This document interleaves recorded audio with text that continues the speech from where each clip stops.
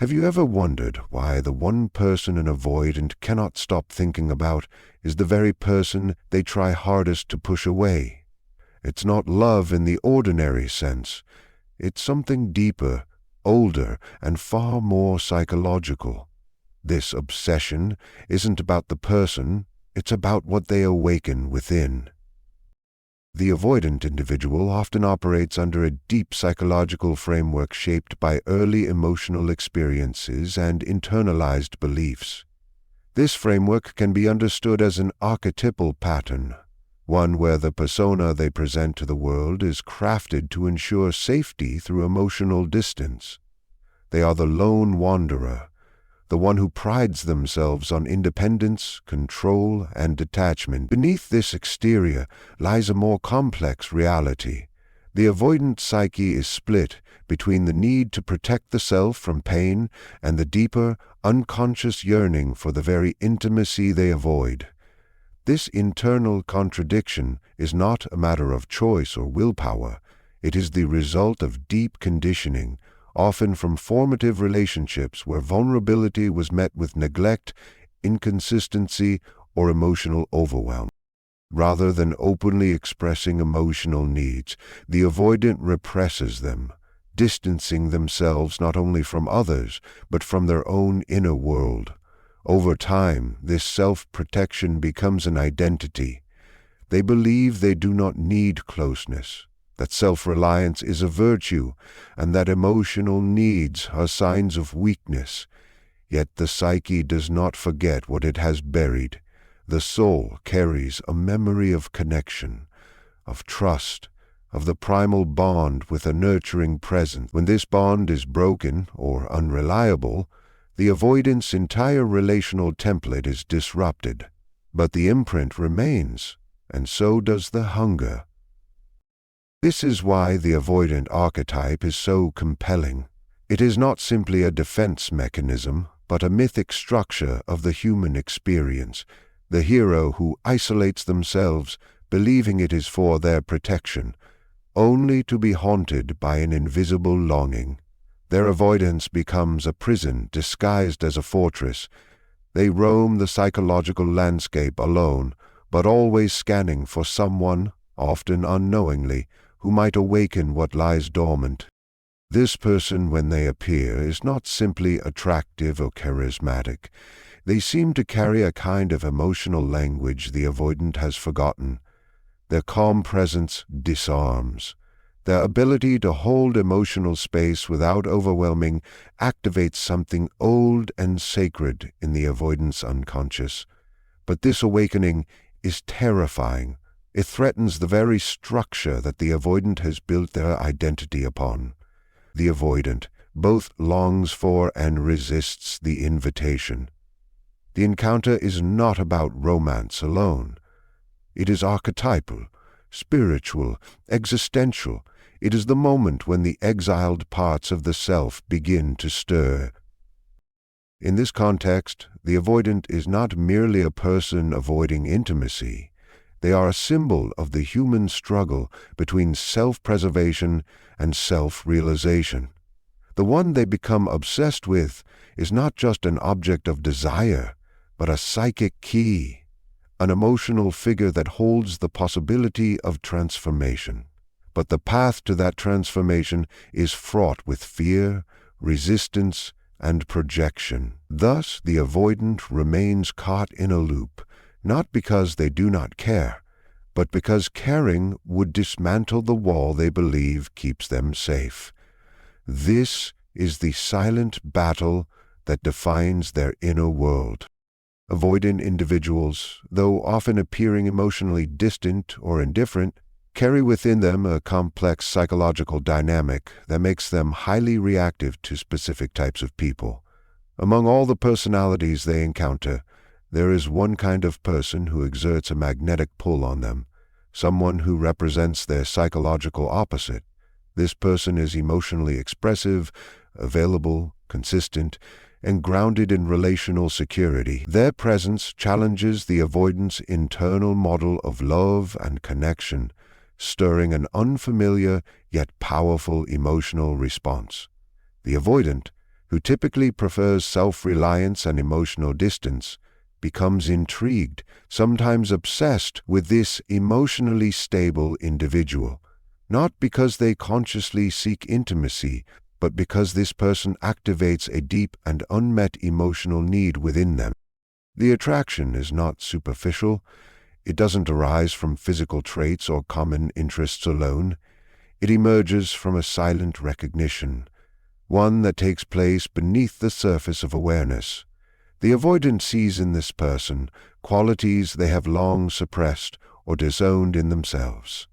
Emotional openness, vulnerability, and consistent availability are not just attractive, they are foreign, and it is precisely this foreignness that fascinates the avoidant. This person seems to exist in a different emotional reality, one where closeness doesn't mean loss of control, where intimacy doesn't lead to engulfment or pain.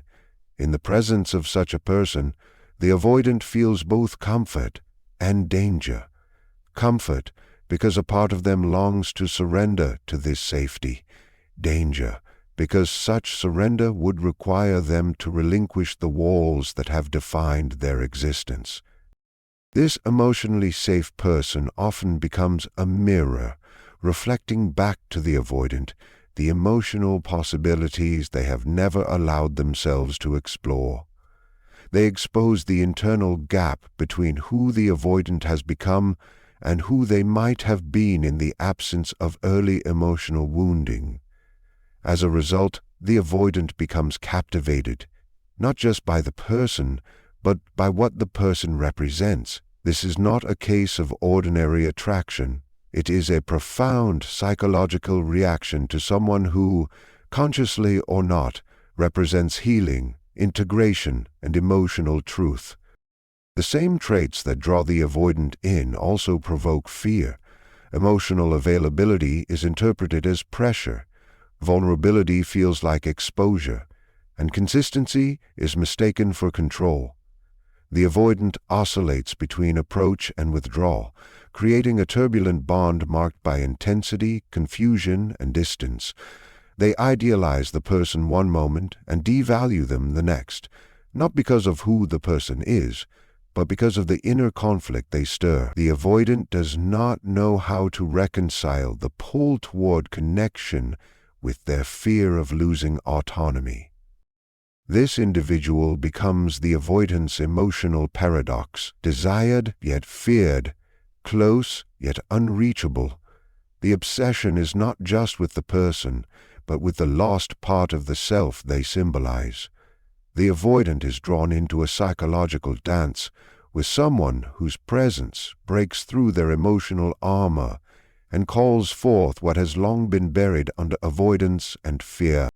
The avoidant personality, shaped by early emotional conditioning, develops a deep distrust of intimacy. To protect themselves from vulnerability, they construct an identity rooted in emotional distance, independence, and control. But the human psyche is not linear or wholly conscious. What is denied at the surface does not vanish. It descends into the unconscious, forming what psychology refers to as the shadow. For the avoidant, this shadow holds their unmet need for closeness, their longing for connection, and their fear of emotional dependency. When they meet someone who is emotionally expressive, stable, and open, they unknowingly project their disowned needs onto this individual. This projection is powerful, magnetic, and confusing. To the avoidant, the person seems special, different from others. They feel an intense attraction, one that often defies logic or previous patterns. This intensity is not necessarily about love in the traditional sense. It is about recognition. The avoidant sees in the other person qualities that feel both alien and necessary. The emotional availability, the capacity to connect deeply, the ability to remain present without pushing. They awaken something buried. Yet rather than being able to engage with this person in a balanced way, the avoidant begins to project parts of their unconscious self onto them. the individual becomes more than just a person. They become a symbol of healing, of safety, of emotional completeness. Projection distorts perception. The avoidant does not see the person as they are, but as a container for all the qualities they have repressed. The other becomes larger than life, idealized, even mythologized. This idealization often coexists with fear. The closer the avoidant feels to the person, the more their unconscious defenses are activated. This creates a cycle of attraction and withdrawal, of longing and resistance. The avoidant is pulled toward the person because of what they represent internally, not because of who they are externally. As a result, the emotional bond becomes a battlefield between the conscious desire for independence and the unconscious yearning for intimacy.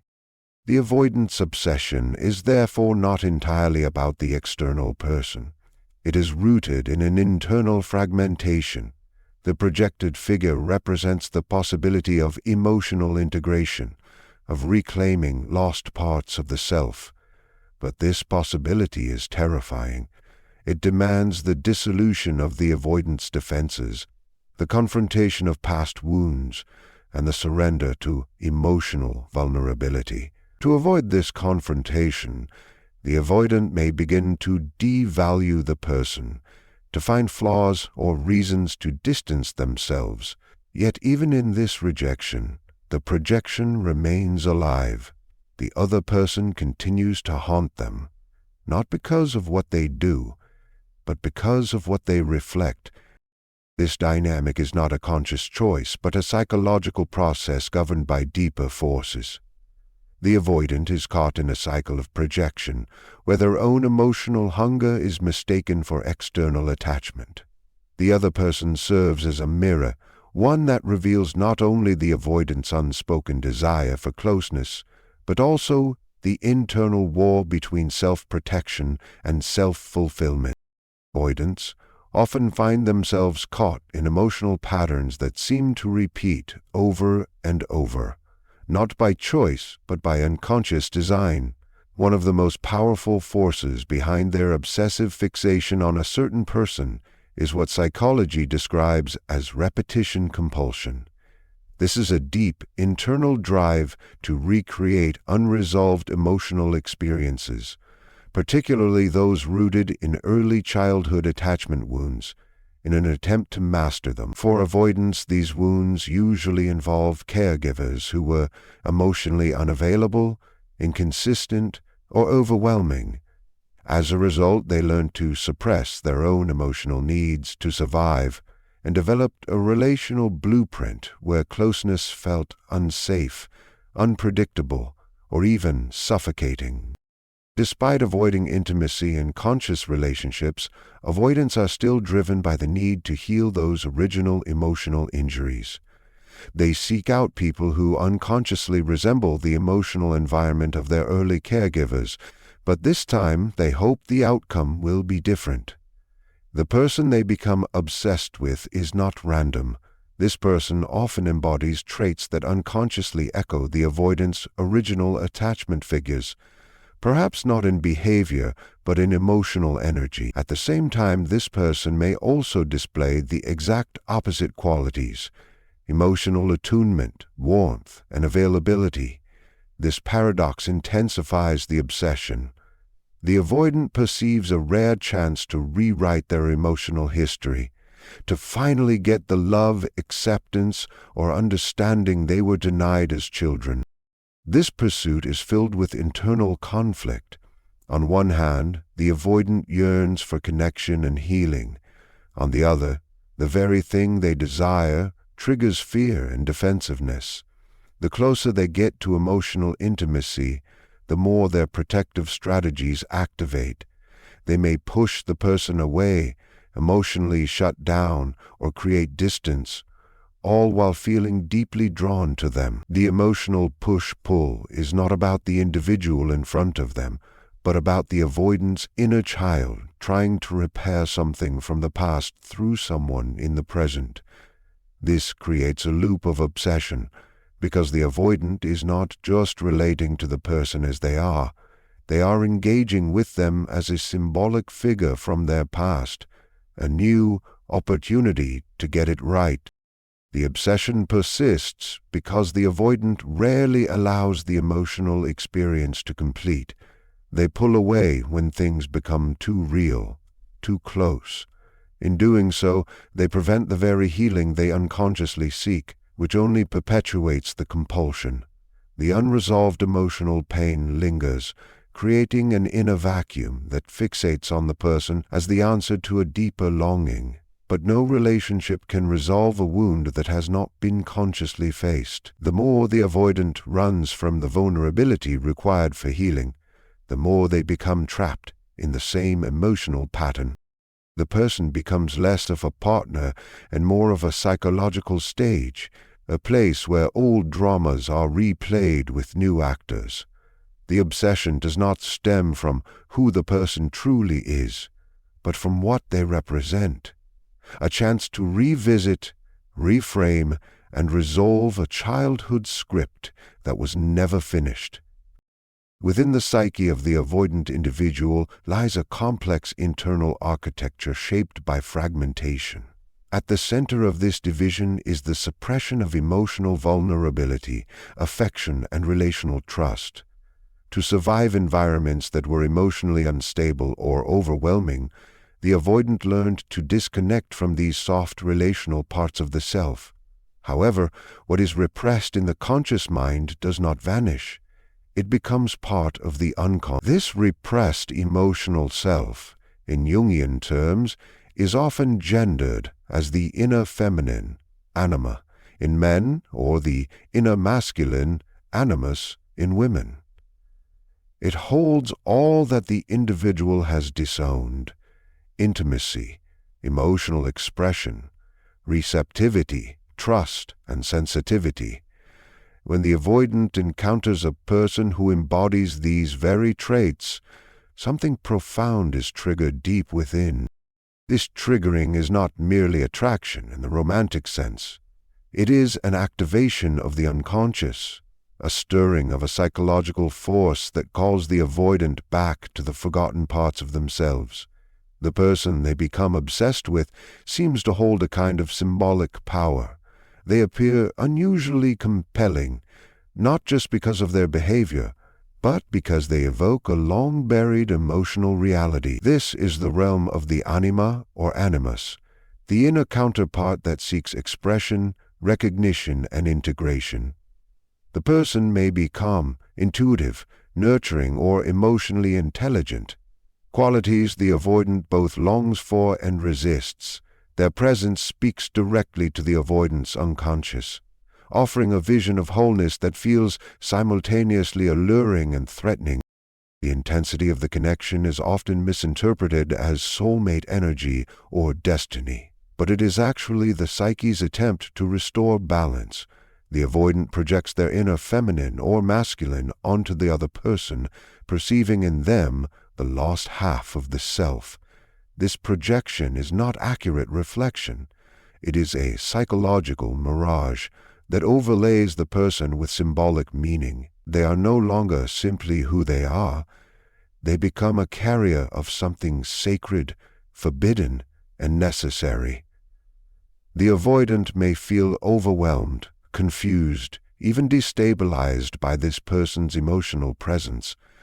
They might experience dreams, fantasies, or an irrational pull toward them despite their usual defenses. But the same force that draws them in also makes them pull away. To engage fully would mean dismantling their protective structure. The anima or animus demands vulnerability, surrender, emotional truth. The avoidance identity, built on emotional control and distance, cannot easily accommodate this. Thus, the obsession is born, not from conscious choice, but from the unconscious desire to unite with a lost psychological element. The person becomes a bridge to integration, a living symbol of the emotional depth the avoidant fears but ultimately craves. In this way, the avoidant is not just reacting to a person, They are responding to a call from within. The obsession is a spiritual summons in disguise. The other is not the goal, but the messenger. What the avoidant seeks is not possession of the person, but reconciliation with the inner self they exiled long ago. The avoidant individual often carries within them a silent longing, an unconscious desire for emotional safety that they rarely acknowledge. Though they may outwardly reject closeness or intimacy, their inner world is shaped by a deep yearning for a bond that feels consistent, safe, and unthreatening. This desire is not rooted in fantasy, but in a primal need to be seen, held, and accepted without fear of engulfment or judgment. Because this need was unmet or inconsistently met in early attachment experiences, the avoidant learns to numb it, to pretend it does not exist. They convince themselves that independence is strength, and that reliance on others is a sign of weakness. But beneath this facade, their nervous system remains attuned to the emotional field around them, always scanning, always aware. When the avoidant encounters someone who offers emotional safety, not through words alone, but through emotional presence and energetic steadiness, something stirs within. This person does not push or demand, nor do they chase or withdraw in confusion. Instead, they create a space that is emotionally anchored, where vulnerability is welcomed but not exploited, where connection is offered without pressure. To the avoidant, this kind of presence is both foreign and magnetic. It bypasses their usual defenses because it does not activate the old threats they are used to anticipating. It is subtle, quiet, and deeply felt. And in that space, the avoidant begins to feel things they've buried: warmth, openness, the desire to be known. This person becomes more than just someone they are interested in.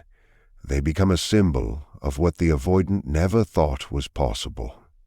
Emotional safety to the avoidant is not just rare, it is sacred. It speaks directly to the wounded parts of them, the places that have learned to shut down before they could ever be hurt. The obsession emerges because the psyche registers this emotional experience as exception. Their mind may not understand it, but their body does. Their nervous system softens in the other's presence. Their guard begins to lower in ways they can't explain. The person becomes a soothing imprint, a new kind of emotional memory that challenges their old belief that intimacy equals pain. But this emotional safety is also terrifying. It threatens the structure the avoidant has built to protect themselves. Their instinct may be to flee, to test, to withdraw. Yet the longing remains. They may try to intellectualize the connection, to minimize its significance, but the internal pull does not fade. This is because the avoidant is not merely reacting to a person. They are experiencing a rare internal shift. For the first time, they feel what it is like to be emotionally safe with someone else, and it alters their internal map. The person becomes imprinted on them not through drama or intensity, but through the quiet power of consistency and calm. It is not the loudness of the connection that obsesses the avoidant, but its stillness, the sense that in this presence they could finally let go and still be held. The avoidant's obsession is not truly with another, but with a lost part of themselves, buried beneath defenses, hidden in the shadow, denied by fear. The emotionally safe, grounded, and expressive individual does not merely attract them, they reflect them. This person becomes a mirror for the avoidant's inner longing, a symbol of integration, a call to return to emotional wholeness. But until the avoidant turns inward and confronts the wound beneath the pattern, the cycle will repeat. Desire, followed by fear, closeness, followed by retreat. the obsession will remain, not because of who the other person is, but because of who the avoidant is still afraid to become.